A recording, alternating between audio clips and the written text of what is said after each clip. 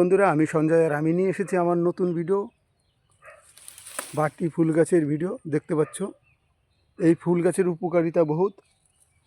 এই ফুল গাছের এই পাতার রস সাধারণত ডায়াবেটিক্স এবং কৃমিনাশক। এই পাতার রস খাওয়ালে কৃমি নিরাময় হয় এবং ডায়াবেটিক্সও ভালো করে।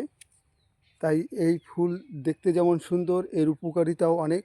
আমরা দেখে নেব আমার এই নতুন ভিডিও, বাটি ফুল গাছের ভিডিও। দেখতে থাকো।